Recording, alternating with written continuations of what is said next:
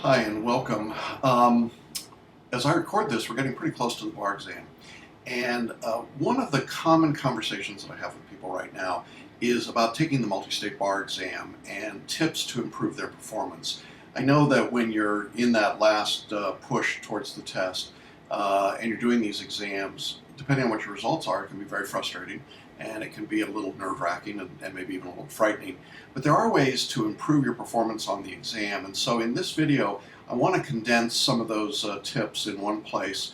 I want to look specifically at a technique that I use called the multiple pass technique, and I combine that with something called the elimination technique for a fairly successful way to improve your scores. So bear with me, you may want to watch this video a couple of times or take some notes, but hopefully that will help you. So here we go. Step number one is you get the multi-state, it's given to you, you've got 100 questions, 3 hours to complete it. The first thing I want you to do is begin at question 1, and I want you to go through the exam in order from question 1 through question 100. But as you go through the exam, what I want you to do is only to answer what I would define as the easy questions. Those are the ones where it's a fairly short fact pattern, it's a relatively simple question, you see the problem, you know what answer you would select, and that answer is there. Now, there may be some questions that you just look at initially, immediately, and you say to yourself, well, I know that it's not going to be an easy question, so we'll come back to that in a minute. But I want you to answer all the easy questions. As you answer them, I want you to circle the letter that you selected in your question book, and then I want you to move over to your Scantron sheet, the bubble sheet, and I want you to mark the same answer. Now, let me say a couple things about the Scantron sheet that are really important. Number one is you must use a pencil. Please don't show up with a pen and no pencils. You've got to use pencil. Number two, once you have bubbled in an answer choice on a Scantron, under no circumstances, except one that I'll tell you at the very end, under no circumstances do you ever erase that answer. In other words, once you've marked, circled letter A on your question book for question number 1, you go over to your Scantron, you bubble in answer A. Once you've bubbled in answer A, you are not going to change that under any circumstances, but the one that I'll tell you in a moment. Now, that is the process, and you then draw a line through that question in your question book, just a scratch right through the line, okay, just to show that you've done that one. And now you go to question 2. You read question 2. Let's say that question 2, you're able to read it. It looks like it might be manageable, but as you get into it, it's a little tricky. It's in a subject that you're not thrilled with, and you're thinking, wow, I'm just sort of getting into this. I'm not ready for this one yet. What do? Well, you now circle that question in the question book, which is going to be your clue that you're going to come back to it, and you move on to question 3 immediately. As soon as you've decided you're not going to do that question, you move to the next one. Now notice that when you do that, when you go to question 3, let's say that's another easy question, and you answer question 3, and you mark letter choice C. You've got to go over to your bubble sheet now, your Scantron, and you mark question 3, not question 2. Okay, I just want to be clear about that, all right? And you keep moving. Now, the idea here is that you're going to go all the way through the exam, 1 through 100, doing just the easy questions. Why do you do that first? Well, it's really the low-hanging fruit. There's a certain number of questions in the bar exam that are easy and obvious, and you should be able to get at them pretty quickly. The problem is you can get tied down in harder questions and never get to the easy ones at the end of the test, or you get so frustrated that by the time you get to the easy ones, you've forgotten what you were doing and you mess them up. And the problem is this. If you take the Multistate Bar Exam and you put it on a scale of difficulty, each question is actually rated by the bar examiners on that scale of difficulty from 1 to 10, 1 being the easiest, 10 being the hardest. The actual scale looks like a classic bubble scale. It's that standard deviation scale. And when you look at it, it's a regular standard curve. What you'll see is that most of the questions on the exam fall in the 4, 5, 6, and 7 range. However, there are some 1s, some 2s, and some 3s, and there are some 7s, 8s, 9s, and 10s. The trick is you need to get all of the 1s through 5 or 6 correct, or nearly all of them, and a few of the 7s and 8s. You do that, you're fine. The problem is that you don't get extra credit for a 10. If you get a 10 right, it counts exactly the same as getting a 1 right. So you don't want to spend too long on a 10 degree of difficulty question when it means that you didn't get to 2 or 3 or 4 questions that would have been much easier, that would have counted, for 1 point each in their own right. So step 1 is the first pass through the exam, answering just the easy questions, marking the bubble sheet, circling the questions in the book that you skipped, and circling the answer that you selected for those questions in your question book. Now step 2. I want you to go back to the beginning again, question number 1, and go to the very first circled question that you have in your question book. Now I want you to read that question again carefully, and this time I want you to use the answer elimination technique. Now what do I mean by the answer elimination technique? Your goal here, instead of finding the right answer necessarily, is to see what you can eliminate as a clearly wrong answer. The way that you're going to do this on this second pass through is to answer any question in which you can eliminate 2 or more wrong answers. Let me say that again. You want to answer any question in which you can eliminate 2 or more wrong answers.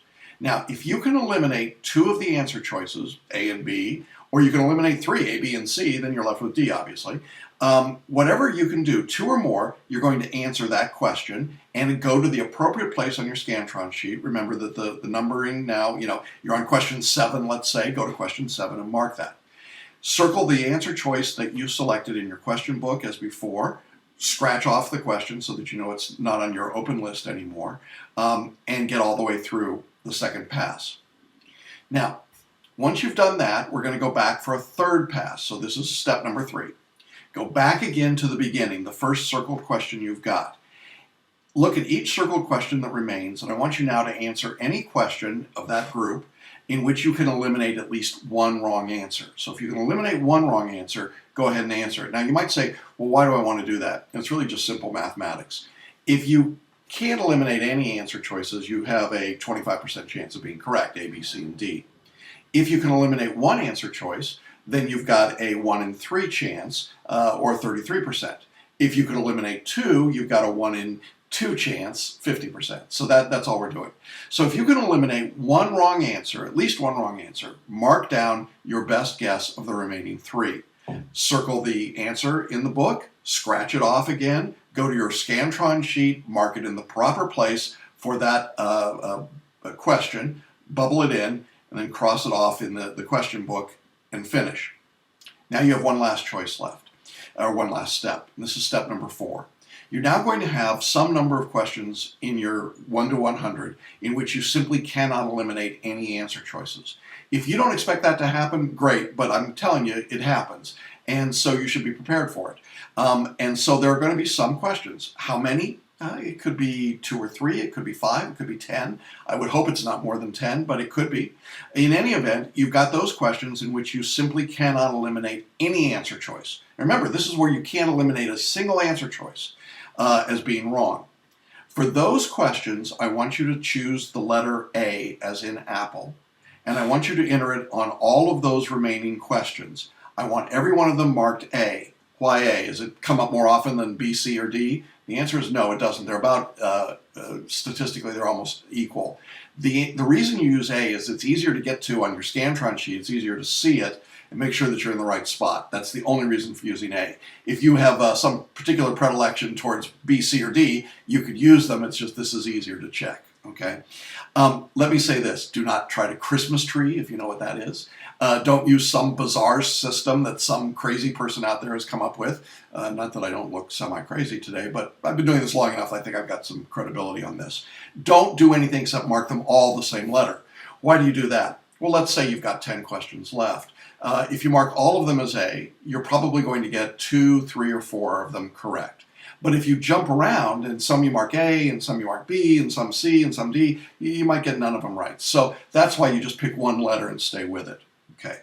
Now, again, you cross off the question as you answer it so that you're done.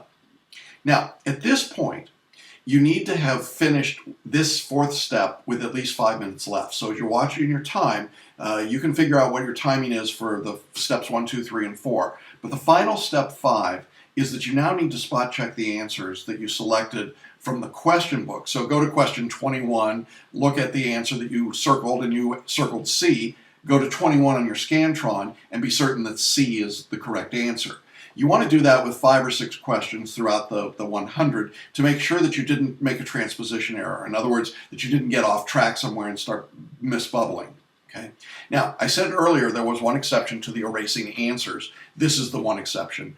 Obviously, if you have made a transposition error and you have put the answer for question 21 in the box or the question for 22 and then missed from there on, you are going to have to erase. Well, why am I so dogmatic about not changing answers? There are several reasons. The first is simple mathematics. The odds of you going from a wrong answer, okay, wrong being 1 in 4, to the right answer, 1 in 4, is smaller than the odds of going from a wrong answer, in which you've got 3 possible choices, into the right answer, 1 possible choice. So, or going from wrong to wrong. That's the number one reason. It's very unlikely you're going to go from wrong to right. Number 2 is that as you've been going through the course, you've probably heard me talk about the inner voice or your intuition or your gut feeling. That is your intelligence, your work, your recollection. And if you ignore that, if you don't listen to it, you're doing yourself a disservice, because the truth is, no matter how you've studied, whether it was with us and you're using the STAR program and photo reading, or you were reading word for word, line for line, or God forbid you used one of those big courses that told you to memorize everything, you have a lot of information in your brain. The problem is you have to get at it, you have to access it. And the best way to think about this is that it's like you're the director on a stage, and the stage is your brain. Some of you have heard me say this, it's the prefrontal cortex in your brain. You can only keep a few ideas in your active brain at any one time. The rest of the ideas you could think of as being this vast audience sitting out there watching the stage. Now remember, I said you're the director. Your job is to pull an actor from the audience out and put them on stage when you need them. The process of finding that actor sometimes is intuitive, and we call that the inner voice. In other words, if you're looking out in the audience looking for that piece of information, and that audience member, that actor, is waving their hand saying, hello, me, call on me, attention on me, you're more likely to pull it up. If you're distracted, if you're looking over here, or you're doing this, or you're freaking out, or whatever, they're waving their hand like crazy, but you're over here doing this and not paying any attention, and you lose it. So I want you to trust the intuitive decision you make as to the right answer. That's a very important thing. And some of you will say, well, that's just kind of new agey and whatever. But the reality is, almost all of us have had the anecdotal experience of switching from right answers away from the right answer to the wrong answer, or having an intuitive sense of what the right answer was, and for some reason we talked ourselves out of it. We overanalyzed. We assumed that the bar examiners were trying to trick us. And as a result, we got a wrong answer when we probably had the right answer in our grasp. The other reason that you don't want to change is a practical reason, and that is with Scantron sheets. So they've gotten much, much better over the years. I mean, way better than they used to be. The reality is that whenever you start erasing a Scantron, and one thing I've learned about law students is that they're type A's. So they don't just bubble it in, with a little bit of, a couple of, in the bubble. No, they've got to circle it and draw it and draw it and draw it and make sure that it's perfect and not outside the lines and, okay, now you got to erase it. Well, as you're frantically trying to erase, what ends up happening is you may or may not get it all erased. And the problem is that by not getting it all erased, you now have 2 marks on that answer. If the Scantron thinks there are 2 marks, it will mark that answer incorrect. And so unless you can absolutely get rid of the first incorrect answer, I mean really so that there's no doubt that it was an erasure, you run a real risk of getting marked wrong, even if you went from the wrong answer to the right answer. So I think there are a lot of reasons to avoid this whole idea of switching answers. So that's my thought there. All right, to wrap up, I want to talk about how you actually eliminate wrong answers. I said that's a big part of this approach. The elimination technique is very important because the truth is that there is no right answer in a multi-state question, so much as there are 3 wrong answers and 1 answer that's less wrong. And so if you're always looking for the correct, the right, the perfect answer, you're going to be frustrated and you're going to overanalyze, overthink, and probably reduce your score.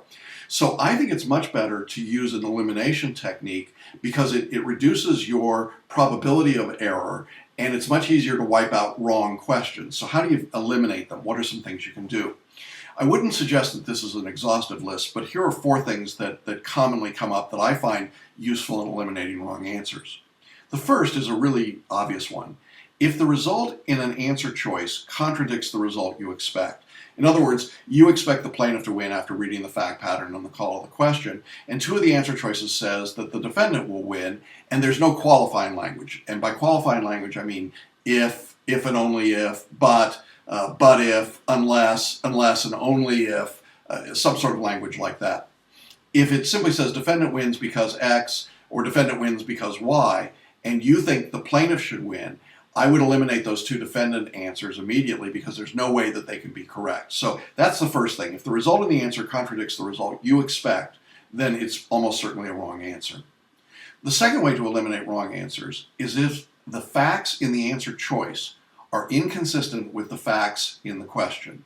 Say it again. If the facts in the answer choice are inconsistent with the facts in the question. So if you have a question that sets up a problem and it tells you that Smith and Jones signed a valid contract and then asks about some other remedy, and one of the answer choices says that the plaintiff will win because the contract wasn't valid, well, that contradicts what was in the fact pattern. So that is a wrong answer. So be very careful about that. Those are subtleties, but they mean that you have to read the question carefully for facts. So if an answer choice looks like it has the wrong facts, go back and look at the question. I mean, it's right there. Just take a minute and look at it. It's an easy win for you to eliminate a wrong answer when the facts are inconsistent with the facts in the question.